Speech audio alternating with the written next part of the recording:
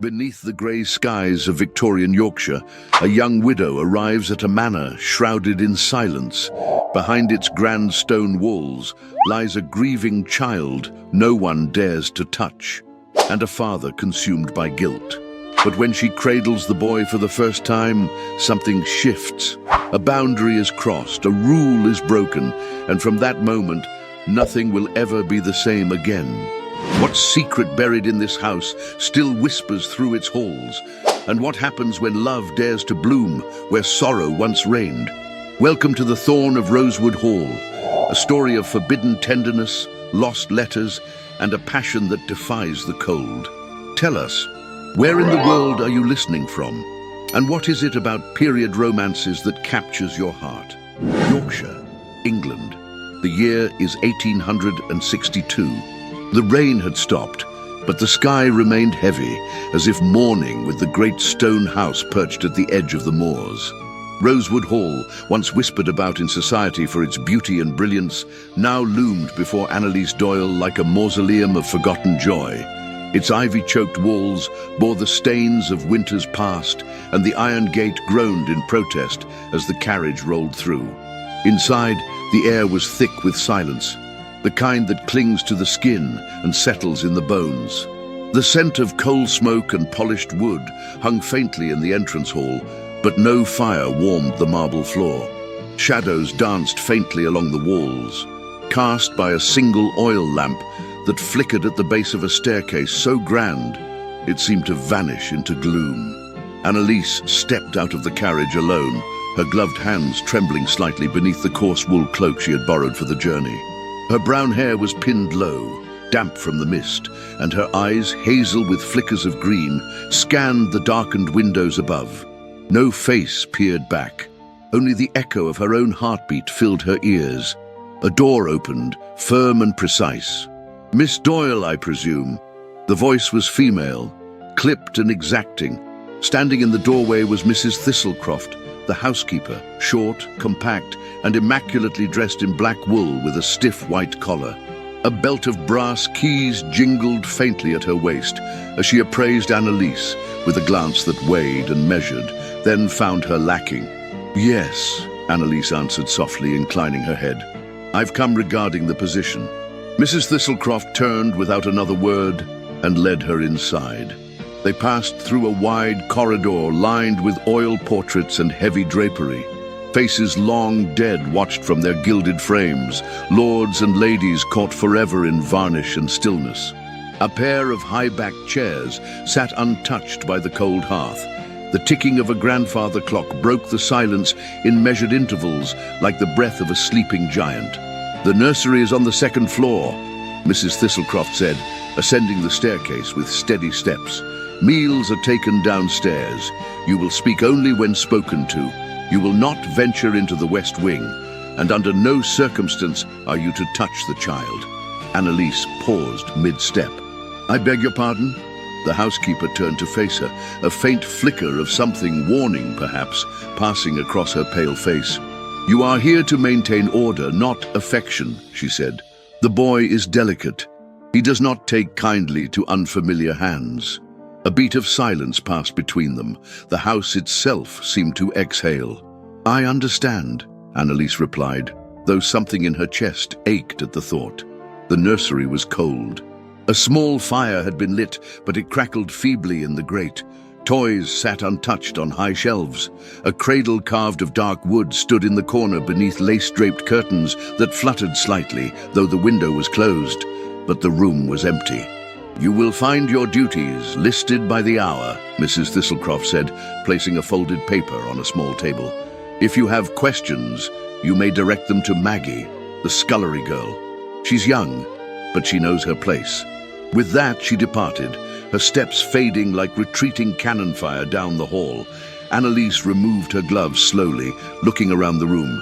Everything was in perfect order, too perfect, as if no child had ever truly lived here. She touched the edge of the cradle, then quickly withdrew her hand. Later that night, she found her modest quarters tucked beneath the eaves. The wind howled outside, and the candle on her bedside table flickered like a soul trying to speak. Sleep came slowly, and when it did, it was restless. Then came the sound, a cry, soft, distant, like a bird caught in a storm. Annalise sat up, heart pounding. She held her breath, listening. Another cry, higher this time, fragile, repeating. She rose, wrapped her shawl around her shoulders, and stepped into the corridor. The hall was cloaked in darkness, only the faintest moonlight slipping through the arched windows. The sound was coming from the nursery, but when she reached the door, she found it already closed. From within, the crying continued. No footsteps stirred, no nursemaid answered, no voice comforted the child. Annalise pressed her hand gently to the door. She did not open it, not yet, but something stirred within her, a quiet, familiar ache she thought she had buried with her past. She turned away, returning to her room with tears stinging the corners of her eyes, not knowing why. Behind her, in the dark, the house exhaled again. Something had changed, and though none could say it yet, the silence was listening. The morning unfolded like a breath caught between memory and dread. Rosewood Hall did not awaken so much as endure the passing of time, its corridors unmoved by the gentle chime of the drawing-room clock. Fog drifted outside the windows, thick and reluctant to lift, as if shielding the house from the brightness of the world beyond. Annalise Doyle crossed the threshold of the nursery just past the hour of 9. Her apron was freshly pressed, her sleeves cuffed with precision, but her heart beat an uncertain rhythm beneath the modest bodice of her cotton dress. She moved quietly, her steps muffled by the thick woven rug that stretched across the nursery floor like a faded tapestry of an era that no longer existed. The fire had not been lit that morning. The chill in the air was sharp enough to draw a tremble from her skin, and her breath lingered for a moment in the pale light streaming through the tall window panes. The silence was profound, thicker than it had been the day before, and it seemed to press against the walls like a ghost refused release. Then she saw him. He sat beneath the window, not quite in shadow, not quite in light. A small figure dressed in cream wool, fine and delicately embroidered, seated with his legs folded and his arms cradling a wooden horse whose paint had long since faded. His head was bowed, his hair, ash blonde and unruly, curled at the nape of his neck. His bare feet peeked from beneath the hem of his gown, still and pale as porcelain. Elias Harrow, the child the house would not touch. He did not look up as Annalise entered, nor did he move when she drew closer. He remained silent, breathing softly, his eyes fixed on the wall, as though listening to something only he could hear. Annalise paused a few paces away, unsure of the rules of this strange communion. She had been warned. They all had. And yet, in the tender quiet of that room, something deeper than instruction called to her. She lowered herself slowly, settling onto her knees so they might meet at eye level. "Good morning," she said gently, her voice barely above a whisper. The boy blinked slowly. His gaze turned toward her, steady and solemn. There was no fear in his eyes, only a depth of sadness far too great for a child of 2. "I'm Annalise," she continued, offering a soft smile. "I'll be looking after you." No answer came. He clutched the wooden horse a little tighter, but his gaze did not waver. In that gaze she saw something unspoken, an aching familiarity. It was the look of one who had known silence for too long. A moment passed, another. And then, with the same delicacy with which one touches a wound, Annalise reached out her hand and placed it gently on the floor between them. Not touching, not pushing, simply offering. Elias looked at her hand, then at her, and then, without ceremony or resistance, he rose with surprising grace and walked to her. His small body leaned against her chest, curling into her lap, as though it had always known the shape of that embrace. Annalise froze. He was warm, so very small. His breath brushed her collarbone.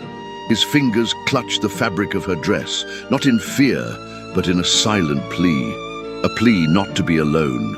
Her arms closed around him instinctively. The child who had not been held since the day he was born, who had grown up in a house of silence and shadow, nestled against her with a softness that broke something within her chest. She did not speak. Words had no place in that moment. She simply rocked him gently, her fingers brushing through his tangled curls. From the hallway, obscured by the darkness beyond the half-closed door, Lord Benedict Harrow stood in silence. He had come intending to pass by to avoid the room that held too many memories, but the door had been ajar, and in it he had seen something he had not expected. Her, holding his son, her arms cradling the child with tenderness no one else had dared offer, her head bowed, her eyes closed, as though she, too, were healing in that stillness. The fire inside him, banked for so long, stirred with the flicker of something he dared not name. He had not seen Elias held since Eleanor, and the pain of that truth struck him like a blade. He turned away, not from anger, but from something deeper, a fear he had buried so long it had become part of his bones. Downstairs, the staff were already whispering. By the hearth, in the pantry, along the corridor where coats were hung and water was boiled, lips bent toward one another with suspicion and awe. The maid touched the boy. No one ever dares. They say he screams when held. He didn't. Not this time. Cursed, that child. His mother died birthing him. Everyone remembers. And beneath those whispers lay something darker, a discomfort with what they had seen, or rather, with what it might mean. For if the child could be touched, if he could be comforted, then perhaps the curse was not on him at all, but on the house, and those who had chosen to live within the walls of its sorrow. That evening, as the first drops of rain began to fall once more upon the leaded windows, Annalise stood in the nursery alone. Elias had been taken to rest by Maggie, who had watched the scene in breathless silence and dared not speak until the boy was asleep. Annalise now gazed at the cradle she had dared not touch the day before. Her fingertips brushed the carved edge, and for the first time she noticed a faint indent near the headboard, an engraving worn by time and polish. E.H. She traced the letters, wondering if they had once been carved by a hopeful father, or perhaps by the mother whose face now stared down from the oil portrait above the hearth. Lady Eleanor Harrow. So beautiful, so still. Annalise lifted her gaze to the painting. The woman's golden hair shimmered in the firelight. Her eyes, pale and blue, seemed to follow Annalise wherever she moved. A chill ran down her spine, but she did not look away. "I will not let him be forgotten," Annalise whispered. "I don't care what they say." And as she turned to leave, the wind howled through the chimney, stirring the fire. The nursery door creaked on its hinges, then closed with a soft click behind her. Somewhere deep within Rosewood Hall, a draft shifted, as though the house itself had drawn breath. The child no one held had been held. The silence had been broken, and although no voice dared say it aloud, something had awakened. The third morning at Rosewood Hall dawned in a hush, thick with dew and hesitant sunlight. Mist clung to the rose gardens like forgotten lace, and the old stone walls seemed to breathe beneath it, their chill seeping into the marrow of the house itself. Annalise Doyle walked through the narrow corridor that led to the nursery with practiced grace, her soft leather shoes barely making a sound on the worn wooden floor. In her hands, she carried a folded cloth and a child's book of rhymes, well-loved and browned at the corners. The day had barely begun, and already a restlessness stirred in her chest, delicate and inexplicable. She had slept poorly, as if her dreams too now belonged to the house. Elias was awake when she arrived, already seated by the window, his hands clutching the wooden horse, his small figure framed in the weak light. He looked up as she entered, his eyes meeting hers without hesitation. That gaze, so deep, so ancient in its quietude, was no longer foreign.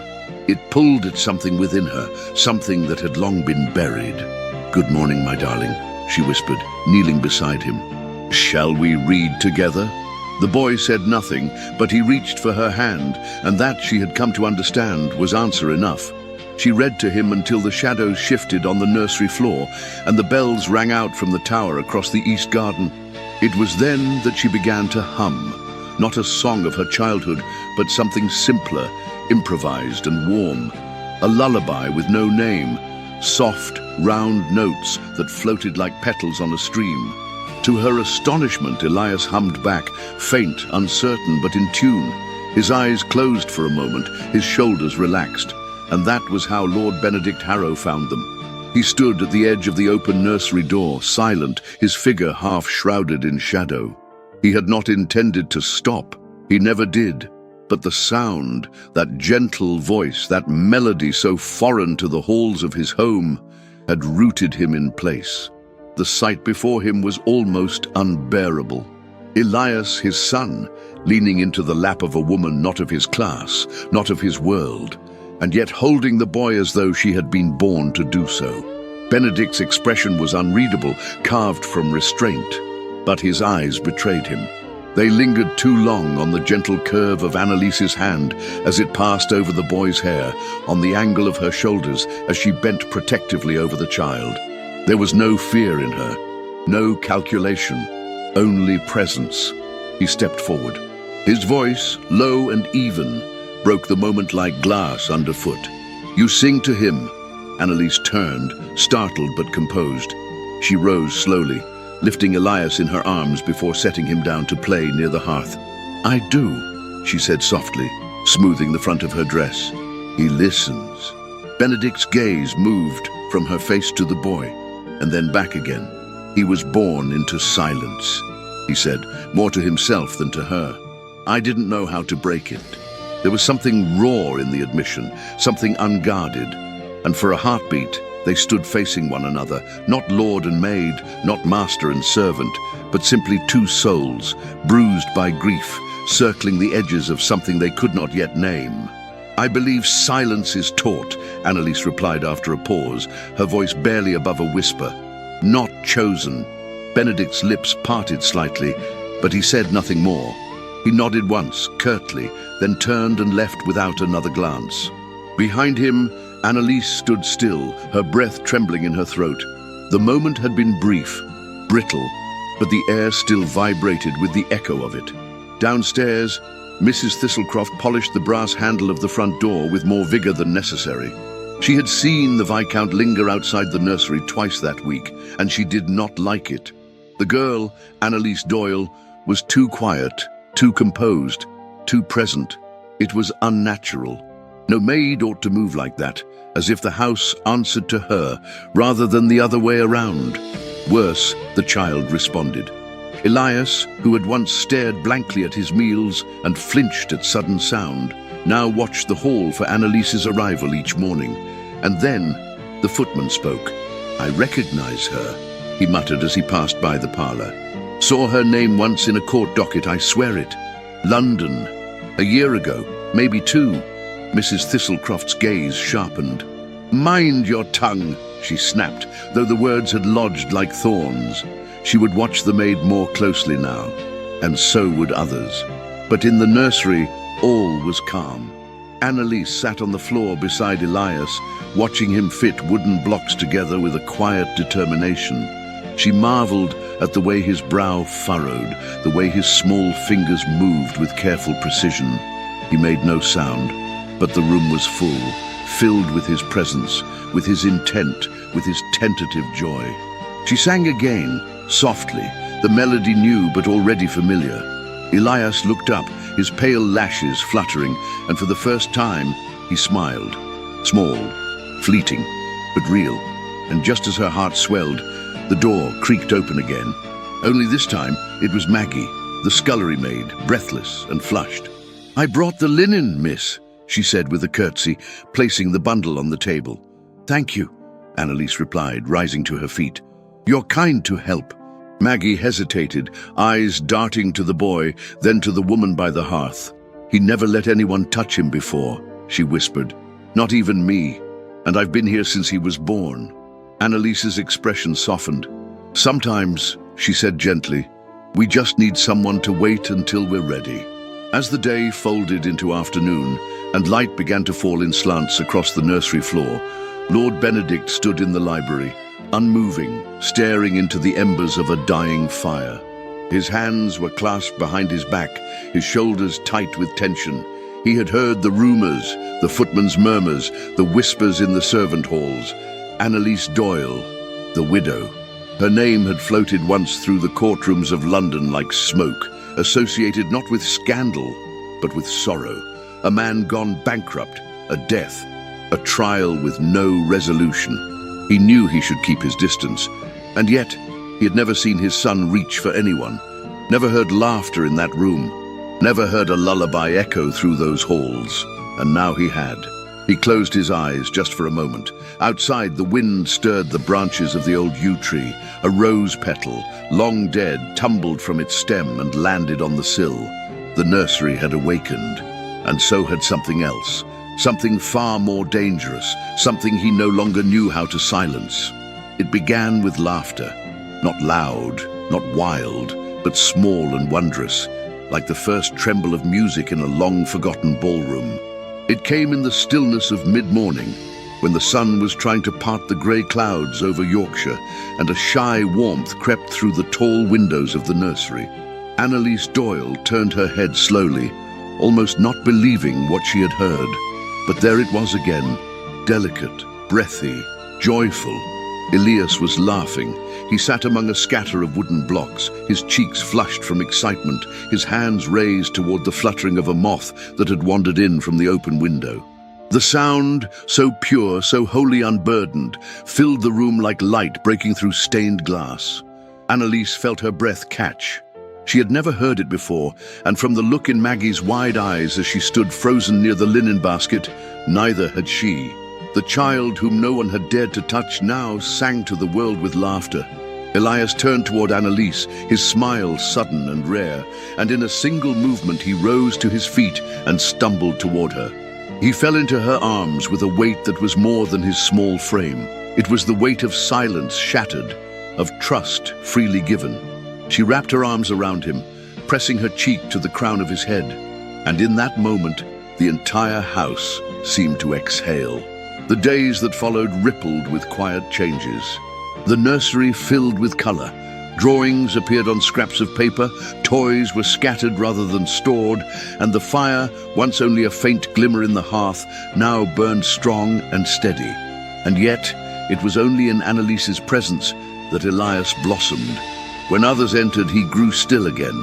When Mrs. Thistlecroft tried to coax him with a sugared biscuit, he turned his face to the wall.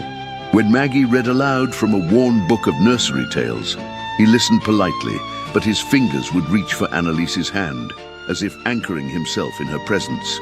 Even with his father, Elias remained distant, until one afternoon when the boy did something no one expected. It had rained heavily all morning, the air hung thick with the scent of earth and soot, and Annalise had taken Elias to the small cushioned alcove by the window. Together, they watched the droplets race down the glass in crooked lines.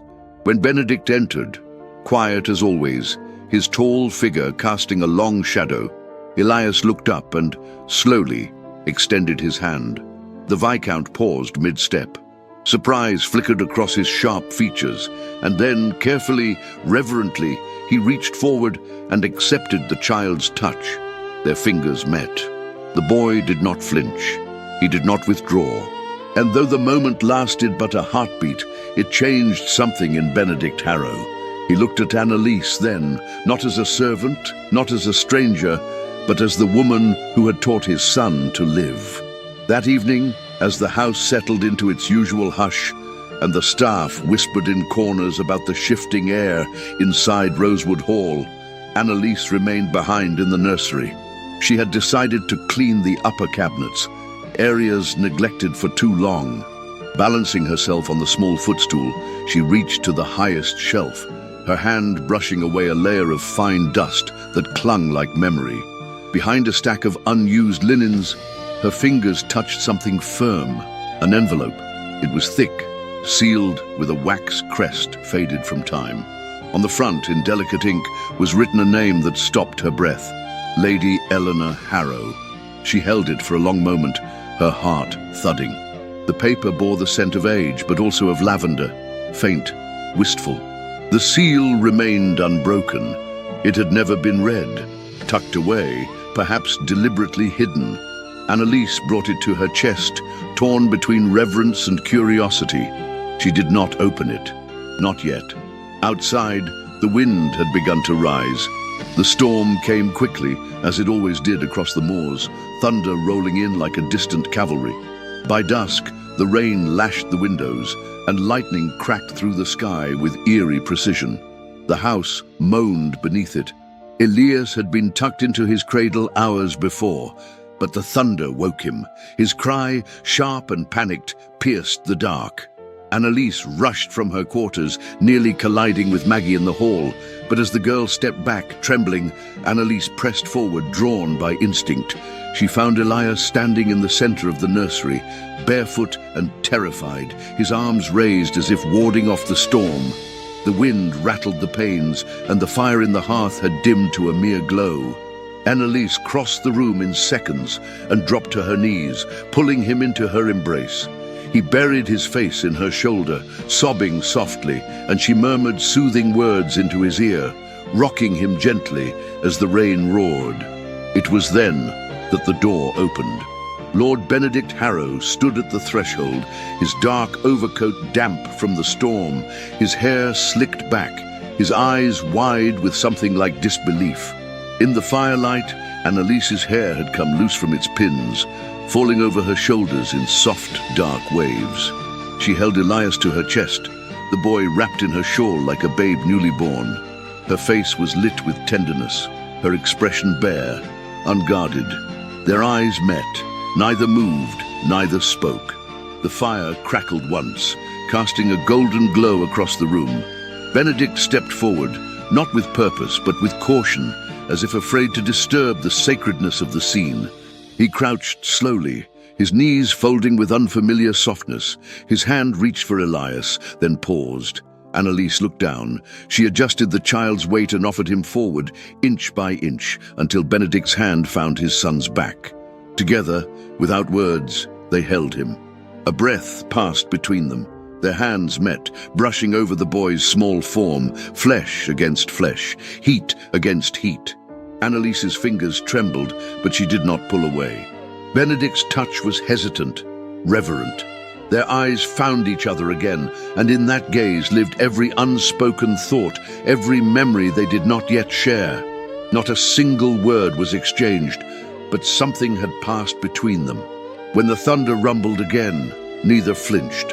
When Elias finally fell asleep in his father's arms, his tiny breath even and calm, Annalise stood and moved aside. Benedict rose slowly, carrying his son toward the cradle. He laid him down with care, covering him with the soft woolen blanket Annalise had stitched the day before. He turned to her then as though to speak, but the words would not come, only silence.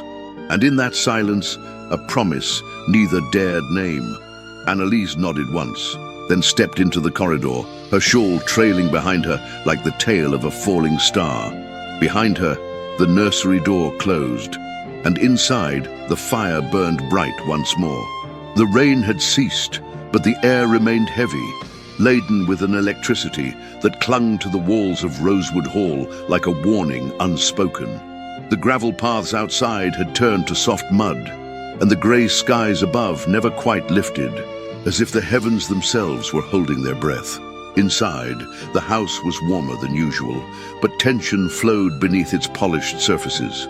Whispers, once confined to the far corners of servant corridors, now passed freely between footmen polishing silver and maids brushing the long velvet curtains.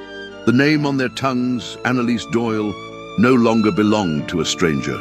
"I swear I've seen her before," muttered a footman by the back stairs. A court record.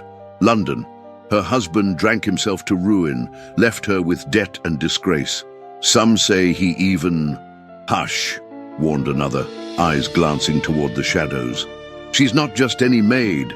Have you seen the way his lordship looks at her?" They had, and that was the problem. Annalise herself felt the shift, though no one had spoken directly to her. Doors took longer to open when she approached. Conversations faltered as she passed. Even Mrs. Thistlecroft's instructions grew clipped and cautious, laced with a disdain barely concealed behind her stiff, formal manner. But none of it mattered when she was with Elias. In the nursery, the world softened. The boy's hands had grown more confident, He built towers of wooden blocks and watched them fall with squeals of delight. He began to hum to himself, echoing the lullabies Annalise sang in the quiet hours of afternoon. And once, just once, he reached for her cheek with a smile so pure, so radiant, that it erased the entire weight of her past. Yet outside that room, the walls of Rosewood Hall whispered, and then Lady Honoria Ashcombe arrived. The carriage rolled up the front drive just past noon, its wheels gleaming despite the mud. 2 footmen assisted her exit. She descended with a grace honed by years of expectation, her gloved hand barely brushing their arms. Her emerald green travelling gown clung elegantly to her tall frame, and her feathered hat tilted at the perfect angle to obscure half of her face. But not her eyes. Her eyes missed nothing. "Lady Ashcombe," Benedict greeted her in the entryway, his voice as composed as always. "I trust your journey from London was uneventful." "Uneventful, yes," she replied, removing one glove with calculated slowness. "Though the countryside has a way of unsettling one's sense of scale. Everything here feels smaller, except, perhaps, the silences." He did not answer her barbed compliment. Instead, he offered his arm, and together they entered the drawing room. From the shadows of the hallway, Annalise watched them, her hands gripping the linen she carried. Lady Honoria's beauty was undeniable. Her presence commanded attention without ever demanding it. But it was her glance, sharp, swift, and cool, that settled on Annalise as she passed, and in that instant Annalise knew. She knows. The first confrontation came at dinner. The household had been stirred into a quiet frenzy. Silver was polished twice. Candles were trimmed and replaced. Wine decanters were dusted with trembling hands. The long dining table gleamed like a mirror, and beneath the chandeliers, tension simmered like water on the verge of boiling. Benedict sat at the head, his expression unreadable. Lady Honoria sat at his right, her gloved hand resting lightly on the edge of her wineglass. The servants stood ready, silent shadows moving with practiced grace. Annalise had not expected to be summoned. She had remained in the kitchen, drying her hands and assisting Maggie with the bread, when Mrs. Thistlecroft entered with a pinched face and a single order. "You will serve tonight, at table." The weight of those words fell hard. It was not protocol. It was not necessary. It was punishment. Annalise stood at Benedict's left, pouring wine with steady hands. She did not look at him. He did not look at her. But Lady Honoria did. "My, how thoroughly trained your new staff are," she said lightly, eyes never leaving Annalise's face, "and so very composed." Benedict said nothing. The silence that followed was thunderous. Annalise bowed her head and retreated to the shadows. Later that night, the kitchen was empty. The fire had burned low. The walls were hushed with absence. Annalise sat at the worn wooden table, her hands trembling around a cup of tea long gone cold. The tears had come slowly, one at a time, like drops of rain before a storm. But now they would not stop. She had not wept for her husband. She had not wept in court when her name was dragged through ash and dirt. But tonight, in the stillness of a grand house that would never truly be hers, she allowed herself to break. Her sobs were soft, but they echoed, not in sound, but in memory. She did not notice Maggie standing at the doorway. The girl said nothing. She walked quietly across the room and placed a hand on Annalise's shoulder. Then, wordlessly, she retrieved a candle, and together they walked back to the servants' quarters. At dawn, the storm had passed. The air was crisp, the sky washed clean by the night's rain. Sunlight crept timidly across the east-facing windows. When Annalise entered the nursery, she paused at the threshold. On the sill, resting above the cradle, lay a single white rose. Fresh, fragrant, unmistakable. There was no note, no explanation, but she knew. Her fingers trembled as she touched its stem, and something in her chest, tightened the night before, softened with warmth she dared not name. Later that morning, while Elias played with a small wooden horse by the hearth, Annalise removed the envelope she had hidden in the bottom of her trunk. Lady Eleanor Harrow. The name stared back at her. She had not opened it. She still could not. But her hands shook as she laid it on the windowsill. Maggie entered a moment later with a bundle of fresh towels. She hesitated when she saw the envelope, then closed the door behind her. "I can read, miss," she said softly. "I've been teaching myself. Letters. I could help you, if you wanted." Annalise looked up, startled. Their eyes met. She nodded slowly. "Thank you, Maggie." And so the first page turned. Not yet read, but acknowledged. Outside, the wind stirred the trees, and the air smelled of damp roses. Inside, secrets shifted just beneath the surface, waiting, watching, and the house held its breath once more. The winds howled across the moors with the bitter cry of something ancient and unforgotten. Rosewood Hall stood still, its stone bones bracing against the cold breath of early dusk. The skies were low, heavy with a grey so deep it seemed to press against the windows like a weight of sorrow. The house had grown quieter these past days, quieter in that eerie way that did not bring peace, but a hush before a storm. Annalise Doyle felt it too. There was a restlessness in the walls, a tension in every step of the floorboards, in every shift of the wind. Something unseen lingered in the corners, something left unsaid. She had spent the morning sorting the nursery shelves, pretending not to hear the voices that still whispered beyond her reach. Maggie had continued to help her, eyes wide and loyal.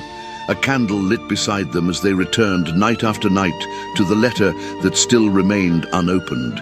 The envelope marked Lady Eleanor Harrow rested now beneath a folded blanket inside Annalise's trunk, untouched but no longer hidden. It was during the late hours of that cold afternoon, while reorganizing the nursery wardrobe, that Annalise discovered something else. She had pulled back a stack of embroidered shawls, the ones with lace so delicate it might crumble beneath careless fingers. A small draught touched her cheek, though the window was shut. Her hand froze. The air was colder there, just at the back of the wardrobe. She pushed aside the linens, and her knuckles knocked against something soft yet hollow. Wood, but not solid. A panel. She pressed both hands against the grain, fingers tracing the seams where the panel met the frame. With a hesitant breath, she applied pressure, and the board gave a gentle groan. It shifted outward, loose. Behind it, in the space between the wall and the wardrobe's back panel, was a bundle wrapped in faded muslin. Her hands trembled as she pulled it free, heart thudding against her ribs like the distant gallop of hooves. She unwrapped the cloth slowly. A book, worn leather, softened by time, the edges stained by fingerprints long forgotten. A ribbon marked the center. And on the inside cover, in elegant slanted script, property of Lady Eleanor Harrow. The air seemed to still around her. For a long moment, Annalise sat in the hush, the book in her lap, the house watching. Then, with reverent care, she opened to the first page. The entries were not dated, but they followed the seasons. There were sketches in the margins, tiny roses, clouds, a child's rattle, a bird with its wings half open. I thought marriage would bring companionship. What I found was something much quieter, a house that breathes but does not speak, a man who watches but does not see. Annalise read on, eyes wide, breath caught in her throat. The journal did not speak of love. It spoke of loneliness, of cold halls and empty arms, of days that bled into nights with no joy to mark the difference. He does not mean to be cruel. He simply does not know how to be kind. I feel the tonic dulling me again. Dr. Wexley insists it is for my nerves. But I cannot think after I take it. I cannot dream. My hands shake when I write. What will happen if I stop? If I say no? I miss the sound of my own laughter. Annalise pressed her fingers to her lips, her heart aching with each word. The entries became more disjointed as the journal progressed. The handwriting grew uneven. The final pages were blotched with tears, or perhaps ink spilled by a trembling hand. She closed the book and held it against her chest. Lady Eleanor's voice, once silenced by death, had returned, and it spoke of something more than despair. It spoke of warning. But even as fear settled in her chest like stone, she said nothing. Not yet. There was still too much she did not understand. That night, the fever came. Elias had been quiet all afternoon, unusually still even for his thoughtful nature. He had clung to Annalise during the evening lullaby, his little fingers curled tightly around the lace of her sleeve. His eyes fluttered, not in sleep, but in confusion. His skin was flushed. By candlelight she touched his forehead. It burned. "Maggie," she whispered, rising from the rug where they had been sitting. "Fetch Dr. Wexley. Now." The girl did not hesitate. By the time the doctor arrived, Annalise had changed Elias into a fresh nightgown and wrapped him in layers of linen soaked with cool water. She sat with him on her lap, his breath shallow, his small chest rising and falling with effort. Panic lurked at the edges of her composure, but she forced herself to remain still, to be a harbor for him, calm and firm against the rising tide. Dr. Wexley entered the nursery with his usual self-importance. He examined the boy with swift, practiced hands, his brow furrowed but unreadable. He murmured something about teething, about the chill in the air, about children and their weak constitutions. "I'll prepare something," he said. "It should bring the fever down by morning." But Annalise's eyes narrowed as she watched him remove a vial from his coat pocket.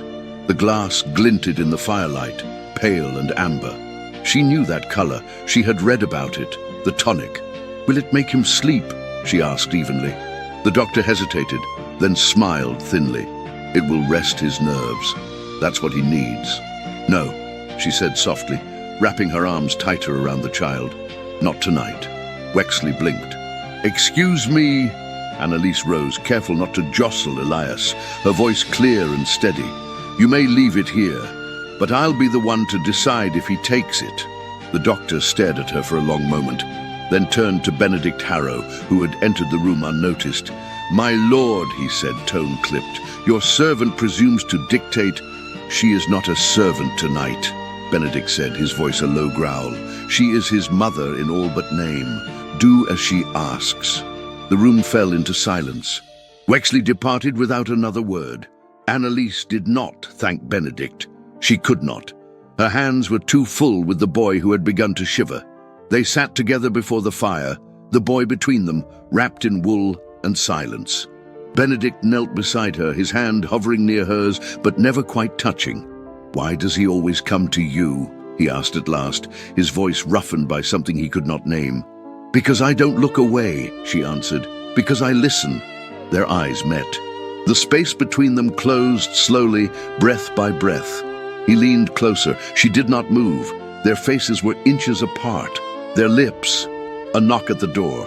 Maggie again. "The tea, miss?" Annalise turned away. The moment shattered. Benedict rose and lifted Elias from her arms with a tenderness that surprised even him.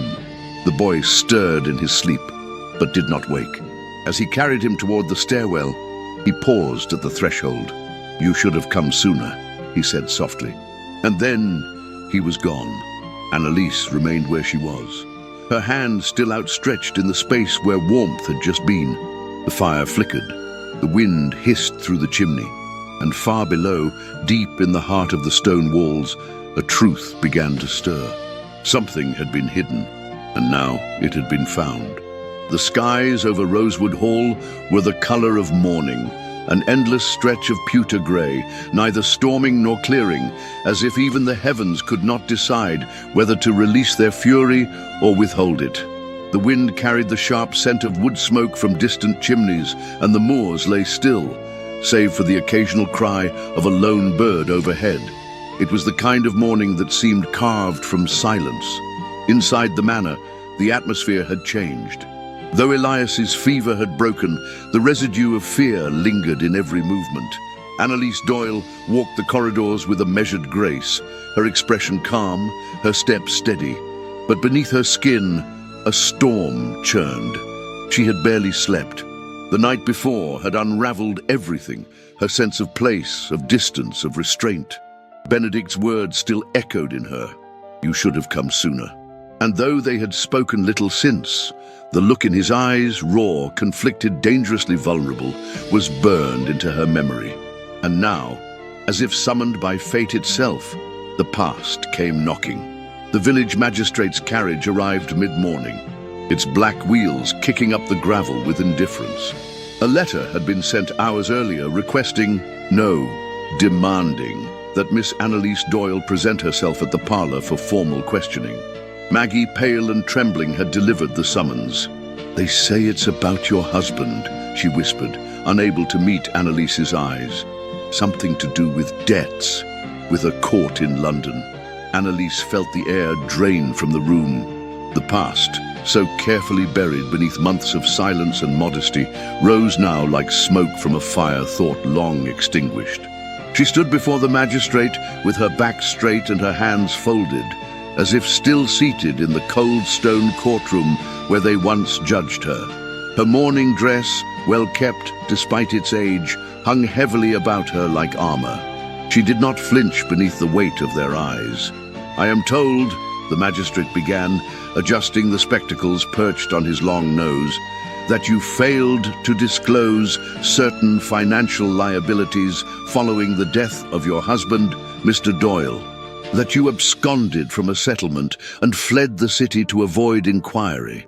Annalise said nothing for a moment. She lifted her chin slowly. "My husband left me with nothing," she said. "He drank away our savings, gambled our future. When he died, he left me not only destitute, but with his shame upon my name. I did not flee. I survived." There was a pause, as thick and heavy as the drapes that lined the parlor windows. "And the court records," the magistrate pressed. "The missing funds, the unsettled claim?" "I never saw a coin of it," she replied, her voice calm but sharp. "It was stolen before it ever reached me, by a man my husband trusted more than he ever trusted me." Gasps rippled through the staff gathered beyond the doors. The house, as always, listened. The magistrate cleared his throat. "Nevertheless, the matter requires review, and the presence of a woman with such history in a noble household raises concern." Before Annalise could speak again, the door opened, and Lord Benedict Harrow entered. He was not in formal dress, but he carried himself with such authority that the room seemed to contract around him. His eyes locked on the magistrate, and the fire behind them was unmistakable. "If this is an official inquiry," he said, "then it should be conducted in my study, and if it is gossip disguised as justice, then I suggest you leave this house before my patience falters." The magistrate stiffened. "My lord, this matter concerns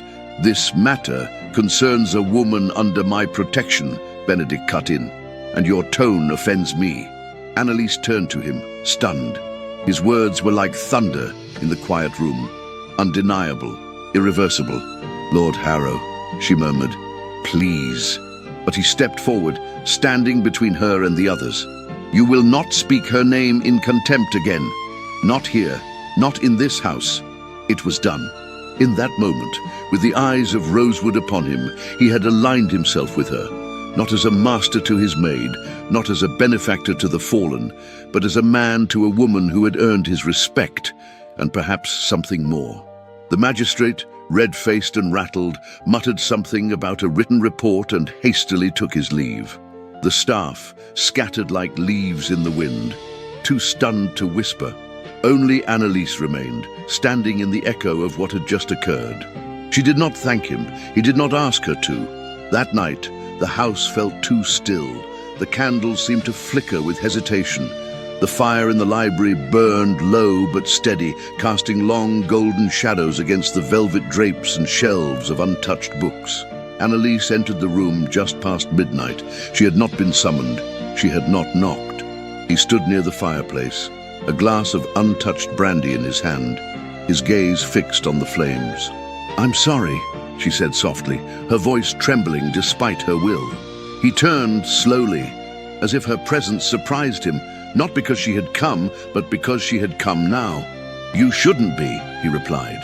"You've risked everything," she said, stepping closer. "Your name, your standing."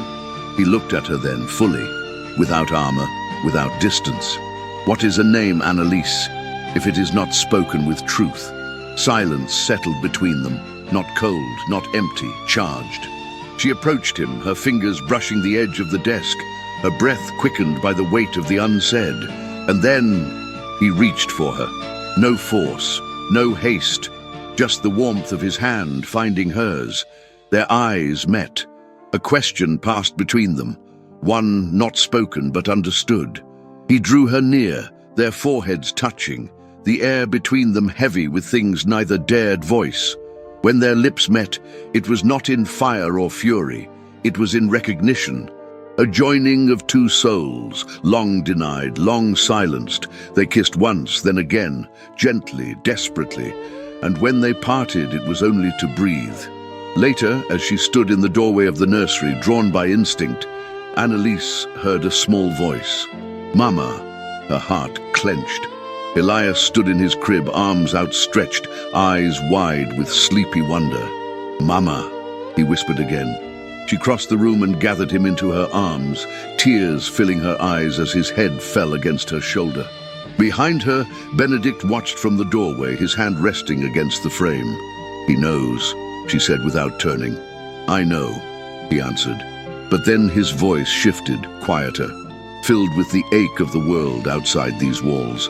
"Our world does not forgive love so freely given." Annalise turned to face him, "Then let it try to stop us." And in the hush that followed, only the sound of Elias's breath, soft and steady, marked the hour. Beneath the ashes, something new had taken root, and it was burning quietly into life.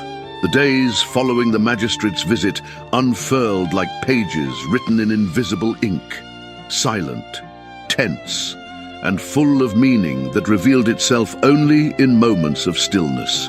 Though Rosewood Hall continued to function with mechanical elegance, something had shifted beneath its surface. A thread had been pulled loose, and now the tapestry strained to hold. Annalise walked the halls with a different weight in her step, her shoulders straighter, her eyes distant. The tenderness of that night in the library still clung to her like the scent of candle wax on her skin, but the warmth had cooled into a question, not of him, of her, Lady Eleanor.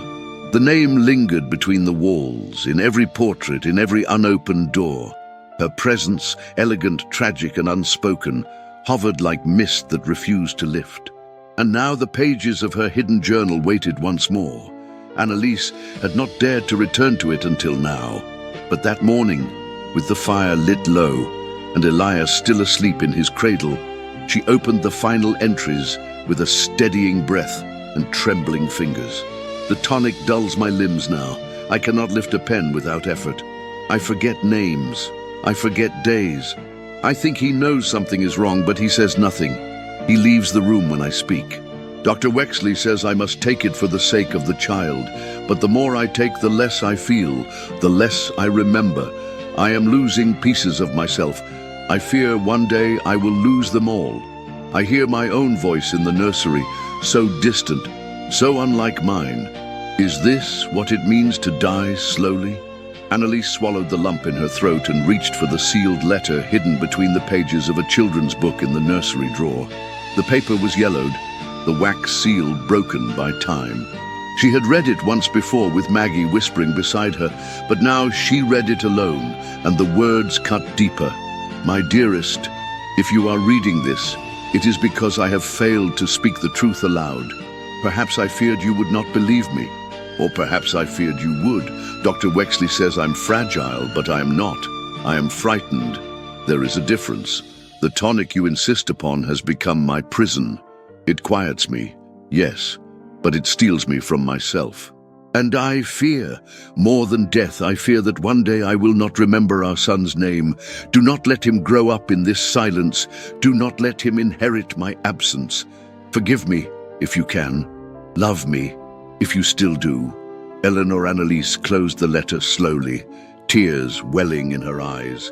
Eleanor's voice, so delicate and lucid in that final plea, echoed through her ribs like a bell struck in grief.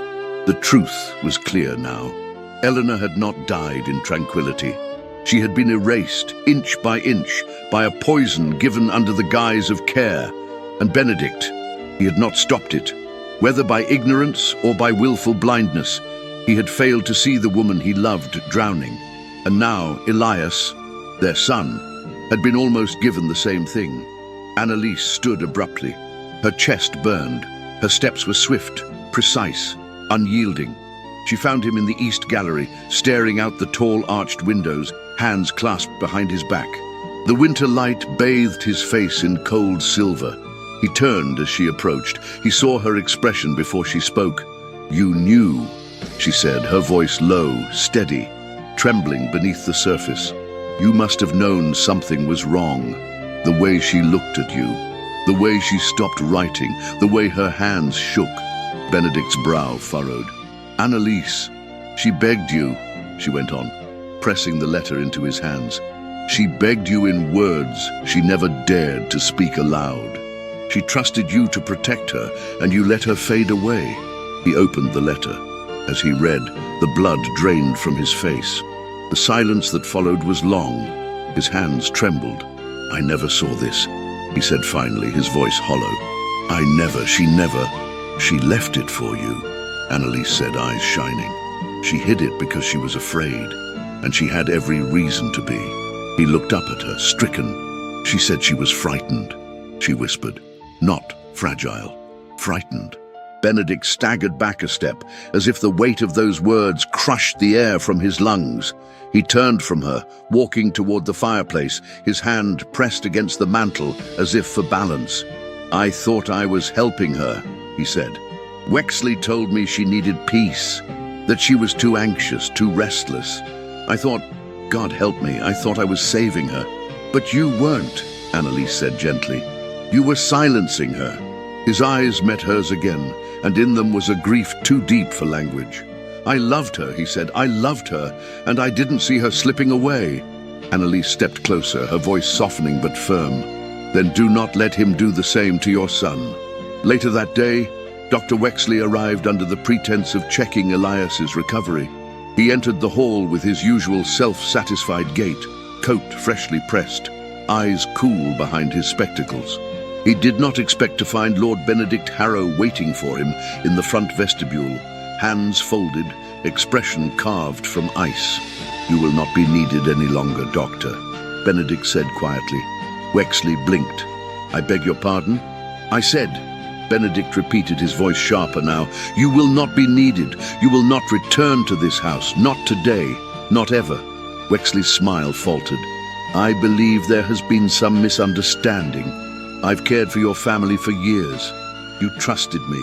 "I did," Benedict said, stepping forward. "And in return you drugged my wife. You silenced her. You watched her unravel and offered poison in the place of compassion." Wexley's face paled. "That is a dangerous accusation." Benedict's voice dropped to a cold whisper. "Leave this house. You drugged her. You will not poison my son." For a moment neither man moved. And then, without a word, Dr. Wexley turned and walked down the corridor, his footsteps hollow on the marble floor. The great oak door creaked open, letting in a gust of wind that scattered the firelight, and with it, he was gone.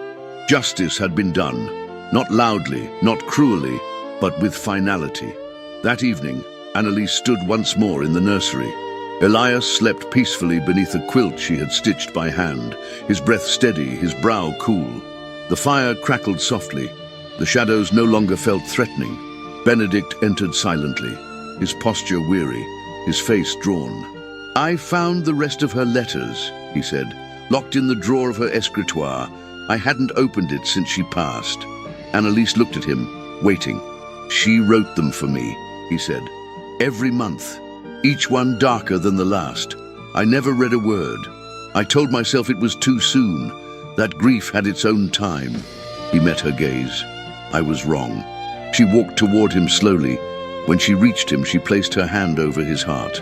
"And now, I'm listening," he whispered. "For the first time, I'm listening."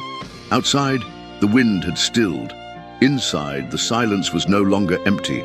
It was full of truths that had long gone unsaid, of wounds no longer hidden, of love that might one day begin again. And from the cradle, the child slept on, peacefully, without fever, without fear. At last, the ghosts of Rosewood Hall were beginning to rest. The frost arrived quietly, Overnight, the landscape around Rosewood Hall had transformed into a world of silver and glass. The moors stretched white and brittle beneath a sky drained of colour, and icicles hung from the stone balustrades like daggers forged from silence. Inside the manor, fires crackled in every hearth, but even flames seemed reluctant to challenge the cold. Annalise Doyle stood at the nursery window with Elias resting against her shoulder. He had not spoken that morning, only curled into her lap as if sensing something no one had yet named. His small body was warm, but his silence had returned, not heavy as it once was, but uncertain, as if joy itself had grown cautious. Downstairs, wheels crunched against gravel. A black carriage approached through the mist, sleek and sharp against the pale hush of winter. Maggie appeared in the doorway, breathless, her cheeks pink from kitchen heat. "She's here." Annalise didn't ask who. She knew. The air itself had tensed, as though the house remembered. Lady Honoria Ashcombe. The name moved through the halls before her figure did, elegant and biting, laced in emerald wool and lined with contempt. Her arrival was not announced. It never needed to be. She stepped across the threshold with the confidence of a woman who believed the world should tilt in her direction. Benedict met her in the drawing room, standing beneath the portrait of his ancestors, their painted stares offering neither judgment nor approval. "Honoria," he said curtly, "to what do I owe this performance?" She removed her gloves one finger at a time, each motion deliberate. "I heard troubling things about the boy, about the maid." Benedict's jaw tightened. "Her name is Annalise." "Of course it is," she murmured, settling into a wing-back chair without invitation. "She seems to be on everyone's lips these days, even in London." He did not sit. He remained near the fireplace, as if grounding himself in flame. "I've come because I'm concerned," she continued, her voice the perfect balance of civility and threat. "The rumors are growing that you've compromised the dignity of your title, that the child is being raised in the arms of a servant, that you've forgotten your obligations to society." Benedict's voice dropped into stillness. "Say what you came to say." Lady Honoria leaned forward, her expression sharpened to glass. "If you do not dismiss her, I will file a petition challenging your fitness as a guardian. The child is the heir to your name. He cannot be raised under scandal. I will not allow it." For a moment only the fire moved. Then Benedict spoke slowly, each word cut from stone. "You think you can take him from me?" "I think," she replied, "that the law favors order, and you are unraveling." Her words hung in the air like frost. Outside the drawing room, the staff stood frozen in their tasks. Mrs. Thistlecroft had stopped mid-polish, her fingers tightening around the silver handle of a serving tray. Maggie stood near the staircase, lips parted, eyes wide. A footman hovered by the parlour doors, holding his breath. And then, quietly, firmly, Mrs. Thistlecroft stepped forward. "With respect, Lady Ashcombe," she said, her voice like flint, "you know nothing of this house." Honoria turned, startled. "I've served this family for over 20 years, the housekeeper continued, her hands steady, her back unyielding. "I knew Lady Eleanor. I saw her grief, and I see now what she would have wanted." The words echoed. From the kitchens and corridors, other servants began to appear. Maggie, the butler, the upstairs maids, silent but present. Lady Honoria rose, her cheeks flushed with disbelief. "This is madness." "No," Benedict said, stepping beside Mrs. Thistlecroft. "This is loyalty, something you've never understood." She laughed once, sharp. "So this is your decision, to cast your future into ruin for a maid with a tarnished name and a child born into sorrow?" Benedict's gaze did not falter. "She is not a maid," he said. "She is the woman who saved my son, and she is the only reason this house still breathes." Lady Honoria's smile vanished. She gathered her gloves and turned without another word.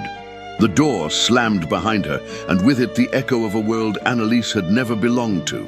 But upstairs in the nursery, a different battle was unfolding. Elias had awoken alone. When Annalise returned, he was curled near the window, his forehead pressed to the icy pain. His lips were pale, his small hands trembling. She rushed to him, lifting him into her arms, her heart dropping at the heat radiating from his skin. "Maggie," she called, her voice breaking. The girl ran. Annalise carried Elias to the hearth, wrapping him in blankets, cradling his head against her breast. His breaths were shallow, his lashes fluttering. "No, no, no, my darling," she whispered. "Stay with me. Stay." Benedict appeared seconds later, his face ashen. One look at the child in her arms, and he knelt, pressing his palm to Elias's brow. "What happened?" he asked. "I don't know," Annalise said, tears streaking down her cheeks. "He was fine, and then he wasn't." Benedict reached for the boy, holding him close, rocking him as though time could be reversed through motion alone. "He's sensitive to tension," Annalise whispered. "The cold, the fear. He feels everything." The physician had been dismissed.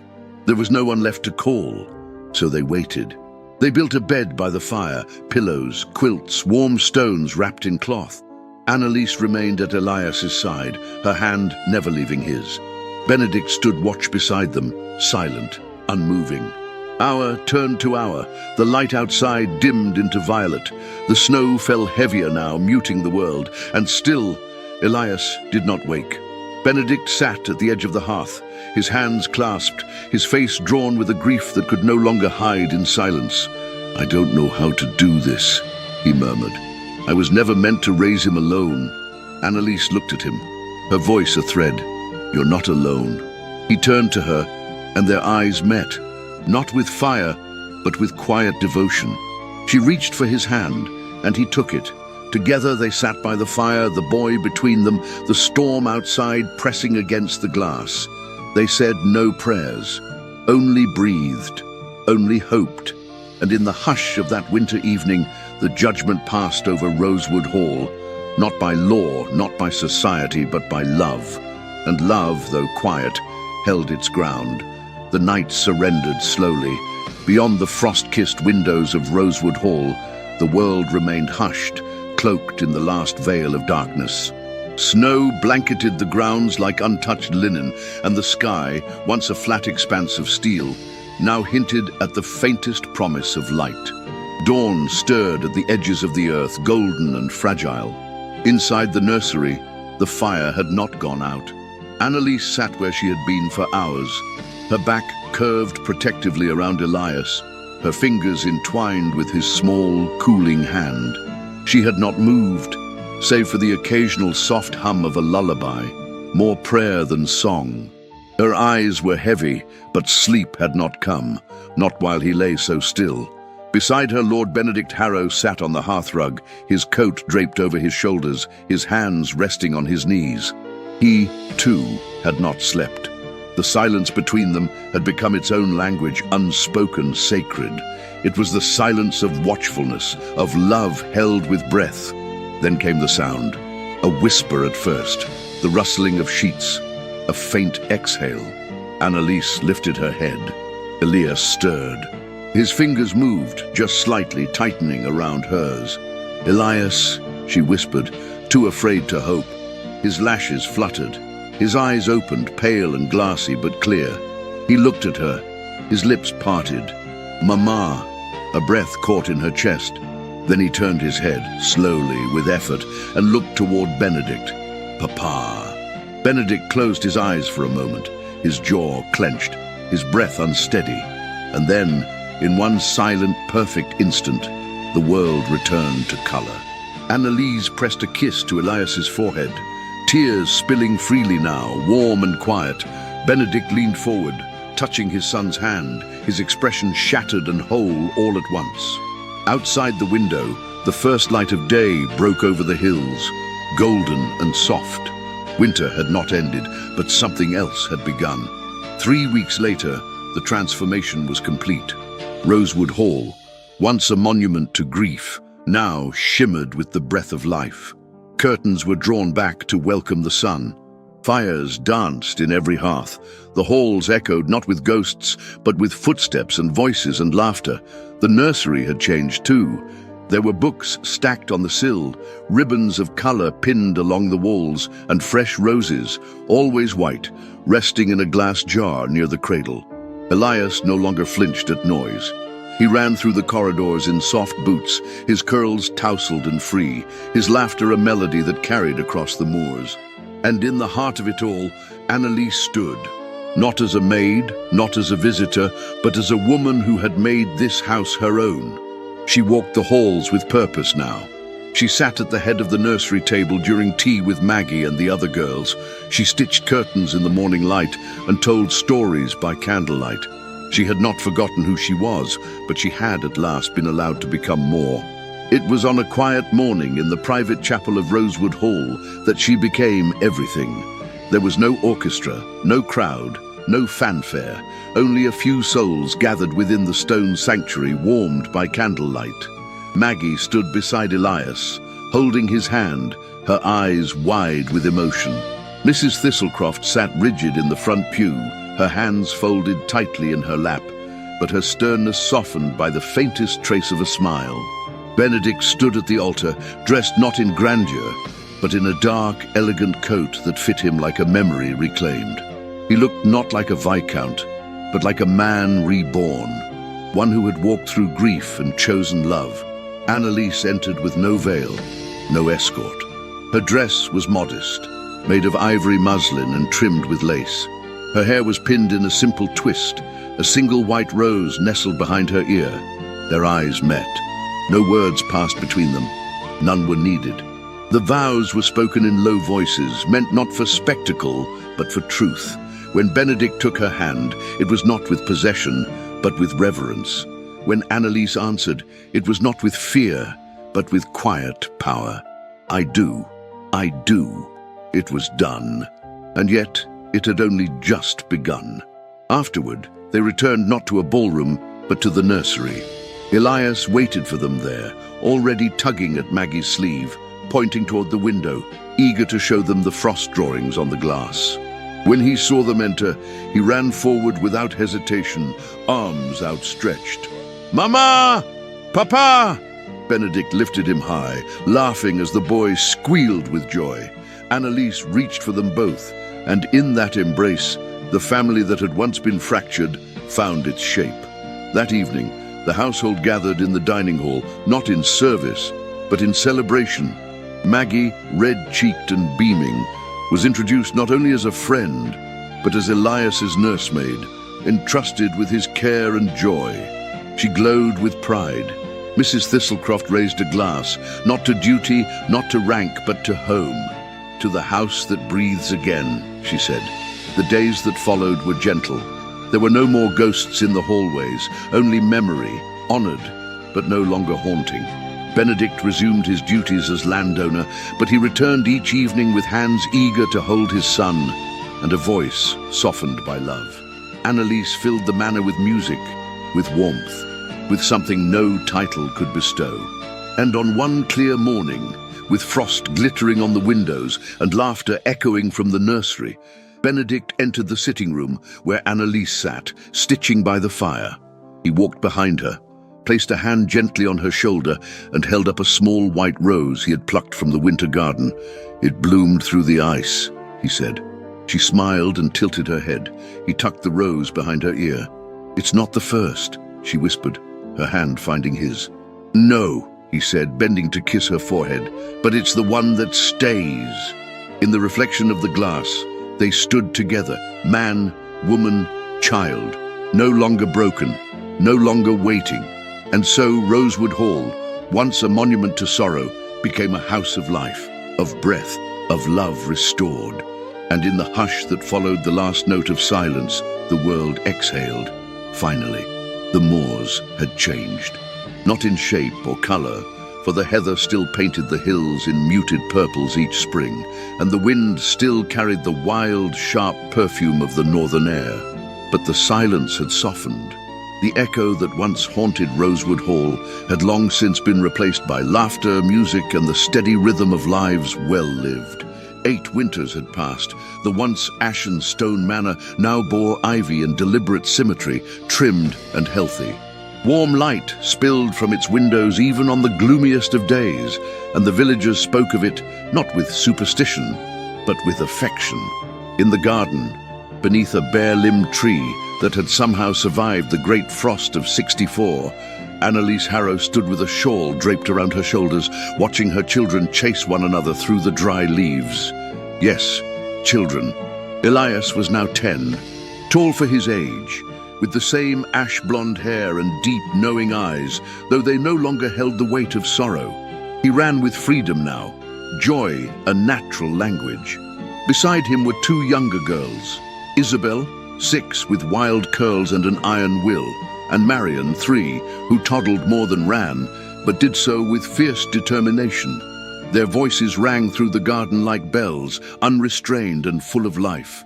Annalise smiled, one hand resting on the slight swell of her stomach.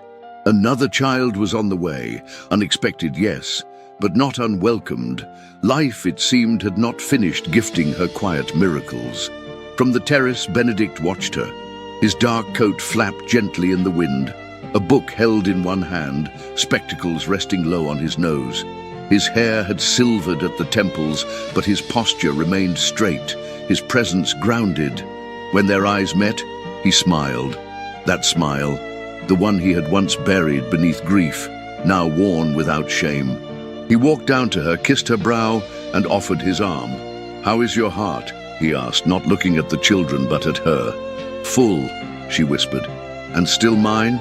"Always." The years had not been without struggle.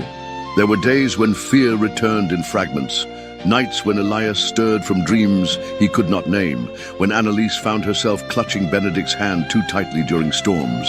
There were still whispers, though fewer with each passing year. Some doors in society never fully opened again, but they had ceased to care. Love, it turned out, did not require permission, only courage. Maggie, now 24, stood as nursemaid no longer, but as companion and stewardess of the nursery wing. She had grown into her own kind of authority, gentle, firm, and deeply trusted. The children adored her, and so did the villagers, who often sought her guidance more readily than the parish rector. Mrs.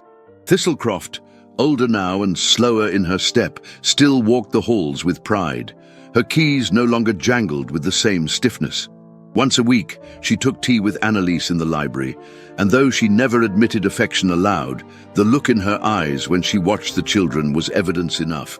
As for Lady Honoria Ashcombe, she had not returned to Rosewood. The cost of her bitterness had been high. Her name was whispered now with sympathy, not reverence. Her estate, long neglected, had passed to a distant cousin. There were rumors that she wrote letters often, though they were never sent. And Dr. Wexley, no one spoke of him. He was a shadow whose name no longer echoed in any corner of Rosewood Hall. Inside the nursery, a portrait hung above the mantel. Lady Eleanor Harrow, painted in her youth, with eyes the same pale blue as Elias's. But beneath it, in a small gold frame, was a letter, her last, framed not as a wound, but as a vow. Benedict had placed it there, and beneath it he had carved a single line into the wood: "Do not let him grow up in this silence." And he hadn't. That afternoon, as the sun dipped low, the family gathered in the chapel. There was no service, only stillness. Annalise lit a candle and placed it before the altar, where white roses bloomed in ceramic vases, kept fresh by the warmth of the chapel's hearth. Elias sat beside her, now tall enough that his head met her shoulder. "Do you remember her?" he asked, looking at the portrait. "I didn't know her," Annalise replied gently. "But I remember the way she loved you. That kind of love leaves behind something." He nodded solemnly. "And do you love her?" he asked. She looked at him, her first son, her heart's beginning. "I do," she said, "because she brought you to me." That night, as wind curled once more around the tower spires and moonlight shimmered over the glass windows, Annalise stood before the nursery fireplace, her daughters asleep, Elias reading near the hearth. Benedict approached quietly and placed a fresh white rose in her hair. She turned to him, her eyes shining. "You always bring me back to the beginning," she whispered. He held her hand and answered, because the beginning is where we chose each other. Rosewood Hall, the house that had once mourned in silence, now lived in the music of small footsteps, in the scent of roses, in the brush of fingers over linen, in the firelight reflected in watching eyes. 8 winters had passed, and still the rose had not faded, and so ends the story of Rosewood Hall.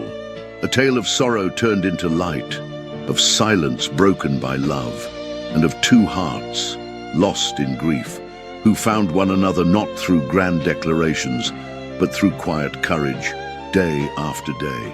Annalise and Benedict's journey reminds us that healing does not come all at once, but in fragments.